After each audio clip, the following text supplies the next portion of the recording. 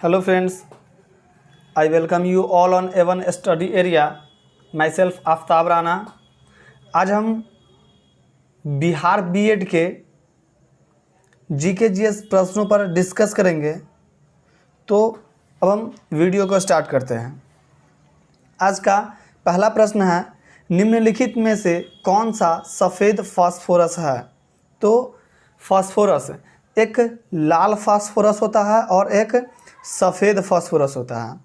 सफ़ेद फास्फोरस जो होता है वह ऑक्सीजन से अभिक्रिया कर जल उठता है और लाल फास्फोरस सेफ्टी मैच, जिसको माचिस या दिया सलाई के तिल्ली पर जो लाल कलर का जो मतलब चूर्ण जो होता है वह लाल फास्फोरस होता है। लेकिन यहाँ पर पूछा है कि सफ़ेद फास्फोरस कौन सा है, तो इसका आंसर है ऑप्शन नंबर सी, यानी सफ़ेद फास्फोरस ऑप्शन नंबर सी उसका अनुसूत्र है। नेक्स्ट क्वेश्चन है, क्षारीय धातुओं का गुण क्या है? यानी कि कोई भी जो धातु है उसका क्षारीय होने का क्या है गुण? तो उसका आंसर है ऑप्शन नंबर डी, यानी इलेक्ट्रॉन्स को आसानी से क्या करता है, वह त्याग देता है। यानी कहने का मतलब क्षारीय धातु आसानी से इलेक्ट्रॉन मुक्त कर देती है। और आवर्त सारणी के समूह पढ़ेंगे जब हम लोग, वो जो आता है पीरियोडिक टेबल, तो उसमें आता है एक ग्रुप फर्स्ट जो आता है वह ग्रुप फर्स्ट अल्कली मेटल, यानी ALKALI अल्कली मेटल फर्स्ट होता है। और ग्रुप सेकेंड जो होता है वह अल्कली अर्थ मेटल, यानी ग्रुप फर्स्ट जो होता है वह क्षारीय धातु कहलाता है और ग्रुप सेकेंड जो होता है वह क्षारीय मृदा धातु कहलाता है। तो क्षारीय धातु जैसे हम लोग देखेंगे कि lithium, sodium, potassium, rubidium, caesium, francium, ये सब जो है वह क्षारीय धातु है। तो इसका आंसर था ऑप्शन नंबर डी। नेक्स्ट प्रश्न है, कंचनजंगा राष्ट्रीय उद्यान कहाँ है? तो कंचनजंगा राष्ट्रीय उद्यान जो है वह सिक्किम में है, यानी ऑप्शन नंबर डी। तो इसे कंचनजंगा बायोस्फीयर रिजर्व, यानी कंचनजंगा बायोस्फीयर रिजर्व के नाम से भी जाना जाता है। और दुनिया की अगर बात करें तो सबसे ऊंची चोटी यानी कंचनजंगा जो है उसकी ऊंचाई जो है 8598 है। सबसे ऊंची विश्व की अगर बात करें तो हिमालय माउंट एवरेस्ट 8848। और दूसरी नंबर पे है गार्डविन आश्विन, जिसको K2 बोलते हैं, तो उसका है ऊंचाई 8611 मीटर और कंचनजंगा की 8598 मीटर। यूनेस्को द्वारा 17 जुलाई 2016 को इस उद्यान को विश्व विरासत सूची में शामिल किया गया था, 17 जुलाई 2016 को। और इसका क्षेत्रफल जो है वह 849.5 किलोमीटर स्क्वायर है। अगर भारत का सबसे बड़ा पूछे तो वह लेह लद्दाख में है, उसका नाम हिमिस है। और सबसे छोटा जो है वह सबसे बड़ा है लेह लद्दाख में, जिसका नाम हिमिस है। और सबसे छोटा अंडमान निकोबार में है, जिसका नाम साउथ बटन है, साउथ बटन। नेक्स्ट प्रश्न है, कर्मा नृत्य किस राज्य से संबंधित है? तो कर्मा नृत्य जो है वह मध्य प्रदेश राज्य से संबंधित है और यह मध्य प्रदेश का एक जनजातीय नृत्य है। नेक्स्ट प्रश्न है, यदि एक वस्तु की कीमत P1 से, यानी कोई एक मान लेते हैं कि P1 है कोई एक वस्तु है और कोई एक P2 वस्तु है, तो कोई एक वस्तु की कीमत P1 से 25 रुपया तक कम जाती है, यानी P1 से अगर इस वस्तु की कीमत 25 रुपया कम जाती है तो मात्रा की मांग जो होती है वह 900 यूनिट से 1200 यूनिट तक बढ़ जाती है। 900 यूनिट से कितना 900 से 1200 यूनिट तक क्या होती है, वह बढ़ जाती है। यदि मांग की बिंदु लोच -2 हो तो P1 ज्ञात करने के लिए बोल रहा है। तो इसका रीजनिंग जो प्रश्न होगा उसमें इस क्वेश्चन को सॉल्व करा दिया जाएगा। इसका आंसर जो होगा वह डायरेक्ट देखते हैं। इसका आंसर ऑप्शन नंबर बी यानी 30 रुपया होगा। अब इसका हम लोग देखेंगे कि 30 रुपया तो 1200 और 900 है, तो अगर इसको लॉस करते हैं तो 12 300 बचा और 300 में 300, इसको रीजनिंग के क्वेश्चन में सॉल्व करा दिया जाएगा। नेक्स्ट प्रश्न है, निम्नलिखित में से कौन सी लाइसेंस फेयर प्रणाली की एक विशेषता है।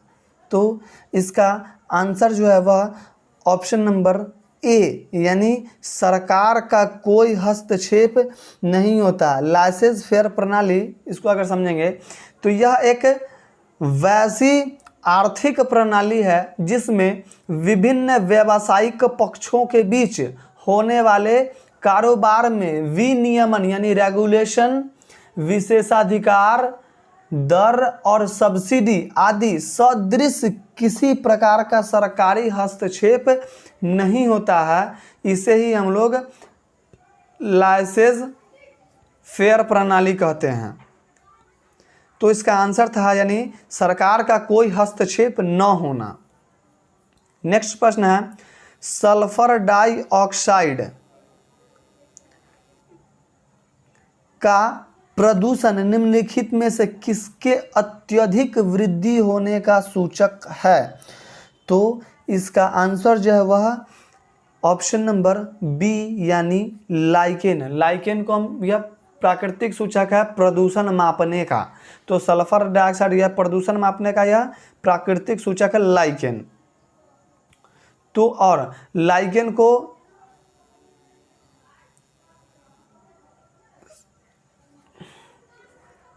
नेक्स्ट प्रश्न है, सबूत बताते हैं कि पृथ्वी पर जीवन का अस्तित्व करीब कितने मिलियन वर्ष से है। तो इसका आंसर जो है वह ऑप्शन नंबर डी यानी 3.5 यानी 3.5 बिलियन वर्ष से है। यानी पृथ्वी का जीवन सबसे आरंभिक परमाणु इसकी बात करें तो पश्चिमी यानी वेस्टर्न ग्रीनलैंड से खोजी गई 3.7 बिलियन वर्ष पुरानी चट्टानों से प्राप्त जैविक अंश तथा पश्चिमी ऑस्ट्रेलिया से 3.4 यानी 3.48, अगर ग्रीनलैंड की बात करें तो 3.7 और पश्चिमी ऑस्ट्रेलिया की बात करें तो 3.48 बिलियन वर्ष प्राचीन सैंडस्टोन से प्राप्त मिलता है। और जीवाश्म विज्ञान के जनक बीरबल साहनी को कहा जाता है, यानी father of fossils Birbal Sahni. Next question है, हॉलीवुड डैश में स्थित है। तो इसका आंसर है ऑप्शन नंबर डी यानी कैलिफोर्निया। यह संयुक्त राज्य अमेरिका के एक प्रांत के अंतर्गत लॉस एंजल्स के मध्य में स्थित विविध जातियों की घनी आबादी वाला क्षेत्र है और अमेरिका का फिल्म उद्योग का यह केंद्र है कैलिफोर्निया। नेक्स्ट प्रश्न है, भारत का सबसे लंबा नेशनल हाईवे यानी राष्ट्रीय महामार्ग कौन सा है। तो इसका आंसर है ऑप्शन नंबर बी NH44 यानी NH44 देश में सबसे लंबा राष्ट्रीय महामार्ग है जो जम्मू कश्मीर के यानी श्रीनगर से शुरू होकर कन्याकुमारी यानी तमिलनाडु तक विस्तारित है और इसके लगभग यह 3,745 किलोमीटर अथवा यानी अगर मील में बात करें तो 2,327 मील और 3,745 किलोमीटर क्षेत्र में फैला हुआ है। नेक्स्ट प्रश्न है, निम्नलिखित में से कौन सा एक बौना ग्रह नहीं है। तो हम पिछले वाले वीडियो में पढ़े थे कि टोटल 8 ग्रह हैं, 8 प्लैनेट। 24 अगस्त 2006 को एक प्लूटो यानी यम को ग्रह की श्रेणी से निकालकर बौने ग्रह की श्रेणी में डाल दिया गया था, और यह सम्मेलन जो हुआ था वह चेक गणराज्य में हुआ था। तो बचे थे हमारे पास 8 ग्रह। कौन कौन था उसमें? एक रविवार ग्रह नहीं है, बाकी और सोम नहीं है, मंगल है, बुध है, बृहस्पति है, शुक्र है और शनि है। तो यह 5 ग्रह हो गया। फिर अरुण, वरुण 2, 7 और 1 जहाँ पर हम लोग निवास करते हैं यानी पृथ्वी। तो ये 8 ग्रह। तो इसमें पूछा कि कौन सा एक बौना ग्रह नहीं है, तो मंगल ग्रह नहीं है, बाकी मैक यह भी बौना ग्रह है, एरिस यह भी बौना ग्रह है और प्लूटो यह भी बौना ग्रह है। नेक्स्ट है वर्ष 1526 यानी 21 अप्रैल 1526 में पानीपत का युद्ध है बाबर और इब्राहिम लोदी के बीच हुआ था, और इसी पानीपत के प्रथम युद्ध में बाबर ने तोप का यूज़ किया था। पहला, अगर युद्ध की बात करें पहला तोप की युद्ध, तो पानीपत के प्रथम युद्ध में बाबर द्वारा तोप का प्रयोग किया गया था, जिसमें बाबर की जीत हुई थी और इब्राहिम लोदी हार गए थे। नेक्स्ट प्रश्न है भारतीय नौसेना कानून कब पारित किया गया?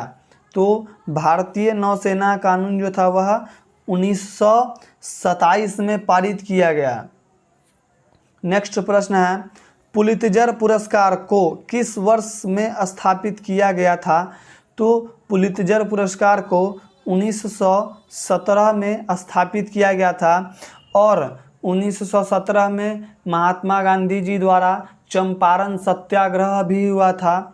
तो बात करें पुलित्जर पुरस्कार जो होता है वह पत्रकारिता के क्षेत्र में दिया जाता है, पत्रकारिता के क्षेत्र में। और हाल ही कुछ वर्षों पहले भी रवीश कुमार जी को रैमन मैगसेसे से अवार्ड मिला था, जिसको एशिया का नोबेल पुरस्कार भी कहते हैं। तो 1917 में एक अमेरिकी समाचार पत्र प्रकाशक जोसेफ पुलित्जर द्वारा स्थापित किया गया था, तथा न्यूयॉर्क में स्थित कोलंबिया विश्वविद्यालय द्वारा प्रशासित पुलित्जर पुरस्कार समाचार पत्र, पत्रिका, ऑनलाइन पत्रकारिता, साहित्य एवं संगीत रचना आदि क्षेत्रों में विशिष्ट योगदान के लिए दिया जाता है। और ग्रैमी अवार्ड जो है वह संगीत के क्षेत्रों में दिया जाता है। ग्रैमी पुरस्कार यह संगीत के क्षेत्रों में दिया जाता है। नेक्स्ट है कि एक वस्तु जब तक स्थिर है तब तक वह स्थिर ही रहेगी, और यदि गति में है तो वह गति में ही रहेगी जब तक उस पर कोई बाह्य बल नहीं लगाया गया है। तो वह न्यूटन का कौन सा नियम है? तो यह न्यूटन का प्रथम गति नियम यही कहलाता है कि जब कोई वस्तु स्थिर अवस्था में है तो वह अपनी स्थिर अवस्था को बनाए रखना चाहेगी, या जब कोई वस्तु गतिमान अवस्था में है तो वह अपनी स्थिति गतिमान अवस्था में बनाए रखना चाहती है जब तक उस पर कोई बाहरी बल नहीं लगे। और न्यूटन के प्रथम गति नियम को जड़त्व का नियम या लॉ ऑफ इनर्शिया, जड़त्व का नियम या लॉ ऑफ इनर्शिया भी कहते हैं। और बल बराबर, इससे बल का व्यंजक प्राप्त होता है और दूसरे से बल का सूत्र प्राप्त होता है। बल बराबर जो होता है वह ma यानी मास गुने एक्सीलरेशन यानी द्रव्यमान गुने त्वरण होता है। बल बराबर द्रव्यमान गुने त्वरण। और न्यूटन का तृतीय गति नियम यह कहलाता है क्रिया के विपरीत समान प्रतिक्रिया, यानी जितनी समुद्र में कोई भी वस्तु को अगर फेंकते हैं तो जितनी शक्ति से हम उस पर जितनी बल लगा करके फेंकते हैं उतना ही बल से वह पुनः वापस आता है। तो दोस्तों कैसा लगा यह आपको वीडियो? अगर अच्छा लगा हो तो चैनल को सब्सक्राइब कर बेल आइकन को प्रेस कर लीजिएगा, जिससे जो भी वीडियोस हो वह आप तक पहुंच जाए, और अपने आप फ्रेंड्स में शेयर कर दीजिएगा। और एक और बता देते हैं सूचना यह कि बिहार बीएड का डेट बढ़ चुका है। आप 25 मई तक फॉर्म डाल सकते हैं बिना कोई चार्ज के। तो आप फॉर्म भी फिलअप कर लीजिएगा। अगर आपका ग्रेजुएशन हो चुका है, यानी बीएससी या बीए या बीकॉम हो चुका है, बैचलर्स की डिग्री है, तो आप फॉर्म भी सबमिट कर सकते हैं। Thank you.